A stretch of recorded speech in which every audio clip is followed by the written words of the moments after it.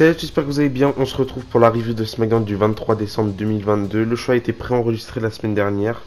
On commence le show directement avec la Bloodline qui arrive dans le ring. On a Roman Reigns qui nous dit qu'il va détruire du coup John Cena et Kevin Owens la semaine prochaine. Et qu'il est curieux de savoir ce que Sami Zayn fera. Donc là on a Sami Zayn qui prend le micro et il va nous faire une superbe promo. Une promo que j'ai beaucoup aimé.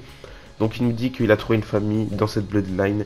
Mais qu'au-dessus de cette famille il y a un nuage noir. Et que ce nuage noir il s'appelle Kevin Owens.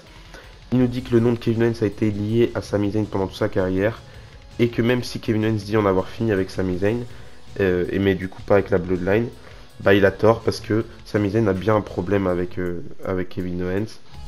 Ensuite il nous dit que même si Kevin Owens ramène John Cena la semaine prochaine pour essayer de voler le show, ça fonctionnera pas parce que le show appartient à la Bloodline et que la semaine prochaine du coup Roman Reigns et Sami Zayn vont détruire Kevin Owens et John Cena et qu'à ce moment-là ils pourront déjà se préparer à faire ce que toutes les autres superstars de la WWE font, du coup c'est-à-dire reconnaître le Tribal Chief Roman Reigns. Donc je trouve que c'était une très belle promo, mais j'ai pas compris pourquoi ils ont pas mis ça dans le main event, surtout qu'il n'y a pas grand chose qui se passe durant ce SmackDown.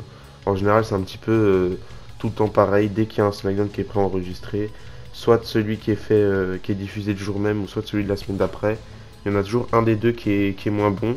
Et là, bizarrement, cette semaine, c'était celui qui était préenregistré qui était le moins bon. Malheureusement, il n'y a pas grand-chose qui se passe dans ce SmackDown-là. On n'avance pas trop. Il laisse un petit peu de repos Superstar pour les fêtes. C'est compréhensif, c'est compréhensible, mais j'aurais bien aimé qu'il y ait plus de choses dans ce SmackDown-là, malheureusement. Donc voilà. Ensuite, on enchaîne directement avec un match pour les titres par équipe. D'ailleurs, ce match-là aussi, on aurait pu le mettre en main event. Surtout quand on voit la gueule du main event, on se dit que à la place, on aurait pu mettre tous les matchs en main event. Enfin bref. Du coup, les Usos qui défendent leur titre par équipe face à Hitro qui avait remporté un triple threat tag team match, il me semble, la semaine dernière pour avoir une opportunité au titre par équipe. Ce sera sûrement leur dernière opportunité pour les titres avant un long moment. Du coup, il faut en profiter. C'est une opportunité pour eux, une opportunité aussi de prouver qui peut faire de grandes choses. Surtout qu'il y a eu des rumeurs il y a quelques semaines par rapport à Triple H qui était un petit peu déçu de leur performance. Donc là, il fallait prouver absolument dans ce match-là. Et je trouve qu'ils ont bien fait ça. Parce que j'ai trouvé que le match était plutôt bon. On avait Ashanti qui a fait un bon match d'après moi. Qui a fait une belle performance. Top Dollar un petit peu moins. Mais il s'est bien rattrapé par rapport à son botch de la semaine dernière. Je trouve que c'était largement mieux. Mais on s'en doutait bien que ça allait pas suffire. Du coup, on a les Usos qui restent champions encore une fois. Assez logique. D'ailleurs, je commence à me poser la question qui est-ce qui pourrait battre les Usos. C'est limite une question plus difficile à répondre que qui est-ce qui va détrôner Roman Reigns. Parce que pour Roman Reigns, on a 2-3 petites idées, Cody Rhodes, The Rock, enfin bref, on a plusieurs petites idées en tête. Mais pour les Usos, aucune idée. Peut-être Street Profits, mais ça m'étonnerait. Mais on verra bien à ce moment-là. Ensuite, on a eu un gauntlet match féminin. Du coup, la gagnante du gauntlet match aura un match de titre, match de championnat face à Ronda Rousey. En vrai, c'est une bonne initiative les gauntlet match quand tu sais pas trop quoi construire pendant un show. Bah, tu mets un gauntlet match, ça prend l'entièreté, là, ça prend une grosse partie du show. Donc c'est un booking assez facile.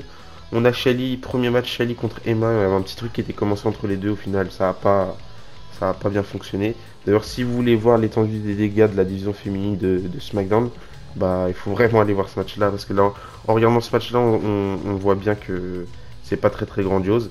Donc on a Shali qui va battre Emma qui va pas rester très très longtemps dans ce match-là. Assez dommage, je crois aussi qu'elle était visée par rapport à la sous-performance. Quand on disait que Triple H était déçu, je pense qu'elle était visée. Parce que elle fait son retour en affrontant Ronda Rousey pour le titre dans un Open Challenge. Et après ça, plus rien. Elle reste avec Madcap Moss. Elle perd tous ses matchs limite.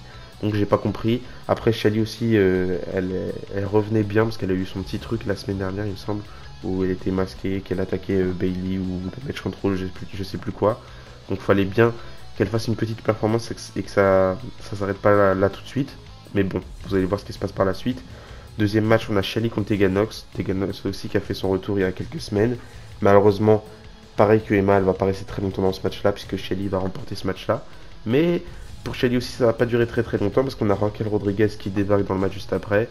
Et là, malheureusement pour Shali, ça s'arrête tout de suite puisque Raquel Rodriguez va remporter le match.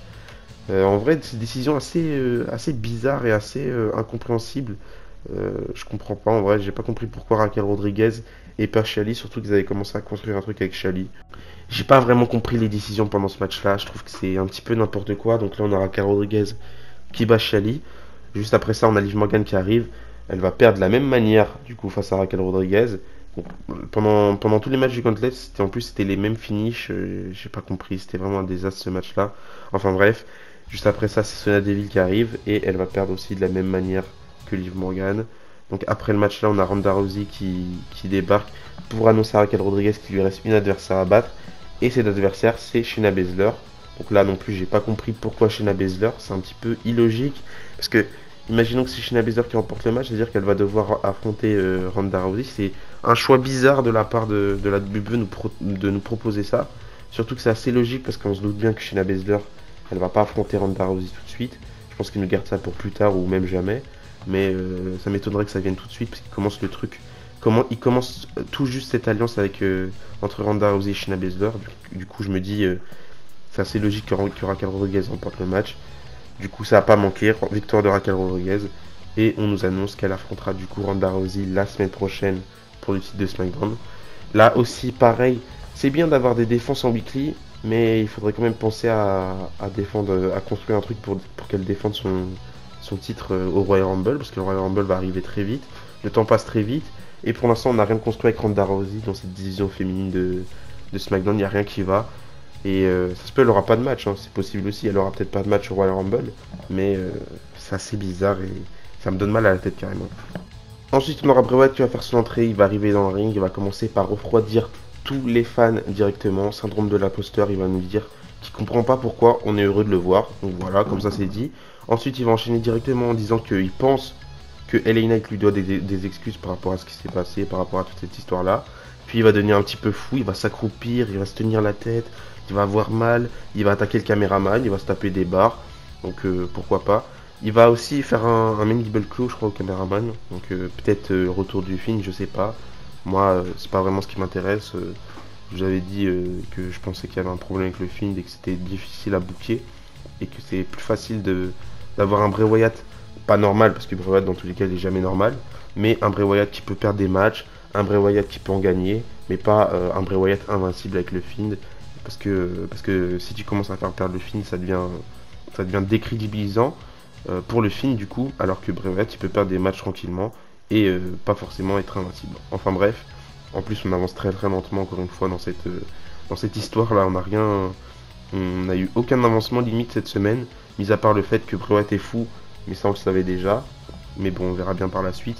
Je vais pas parler trop vite encore une fois parce que ça va être une masterclass, ça va être incroyable. Mais malheureusement, je pense pas. Et juste avant le main event, on a un match en simple, un match random entre Rey Mysterio et Angel Garza. Le match, en vrai, moi j'aime bien les matchs random, ça permet de voir de différentes choses et pas toujours rester sur les mêmes matchs, rematch après rematch. J'aime bien voir des matchs différents et en plus des matchs random comme ça avec deux excellents catcheurs. Ça fait plaisir. Pendant le match, on a Karen Cross et Scarlett qui viennent dans la foule, ils viennent dans le public, juste regarder ce qui se passe avec Rey Mysterio, pour faire continuer un petit peu cette rivalité entre les deux. On connaît l'histoire de Karen Cross avec les Luchadors, il a fait un petit passage du côté de la Lucha Underground, du coup ça le connaît un petit peu, et j'aime bien cette petite rivalité avec Karen Cross et Rey Mysterio, sauf qu'il faut avancer un petit peu plus, parce que pour l'instant, on n'a pas eu grand chose, et j'espère voir plus de choses durant les semaines à venir. Du coup, victoire de Rey Mysterio sans surprise, il remporte le match avec un 619, il me semble, ou un DDT, ou je sais plus trop quoi. Mais victoire de Rey Mysterio. Et après le match, on voit que ça continue entre Rey Mysterio et Karen Cross, un petit face-à-face de loin. Ça fait plaisir. Et enfin, on termine le show avec le main event, du coup. Ricochet et Braun Strowman en équipe face à Luke Kaiser et Giovanni Vinci. Match totalement random qui sert à rien. Je sais pas pourquoi d'ailleurs, on continue d'avoir cette rivalité entre Imperium et Ricochet. Il a perdu le match, ça y est, on peut passer à autre chose. Et Braun Strowman, bah, il a eu aucun match, limite aucun affrontement contre Imperium, mais il continue d'être dans cette histoire, vouloir protéger Ricochet ou je sais pas. Surtout qu'il y a eu 2-3 petites tensions sur les réseaux sociaux entre Ricochet et Braun Strowman. Enfin, pas réellement, c'était plutôt Braun Strowman qui avait fait des pics, mais Ricochet il est pas très tendu comme mec. Du coup, je pense pas que ça l'a touché personnellement, mais là c'est assez marrant de les voir ensemble, surtout après ce qui s'est passé sur Twitter. Enfin bref, match était sympa, c'était juste un match un petit peu humoristique par rapport à Noël, parce que pendant le match on a Ricochet qui était un petit peu qui était un petit peu un chaos, un petit peu bizarre. Et puis Braun Strowman, il a pris, je sais plus comment ça s'appelle, le truc de Noël, je sais pas. Il a mis au-dessus de Ricochet, il a demandé à la copine actuelle, du coup Samantha, l'annonceuse de ring, la copine actuelle de Ricochet, de lui faire un bisou pour qu'il redevienne en forme. Là, il était en forme, il était en feu, il a enchaîné les trucs.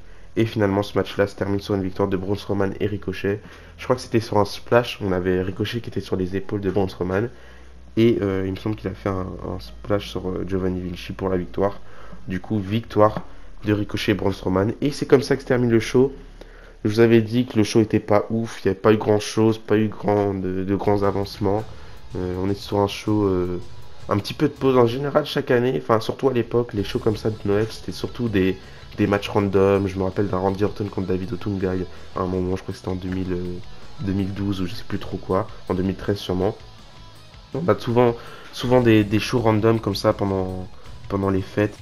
Du coup voilà, dites-moi dans les commentaires si vous le show vous a plu ou non. Et d'ici là je vous dis à la prochaine et n'oubliez pas, tant qu'à du catch et sport. Bisous bisous.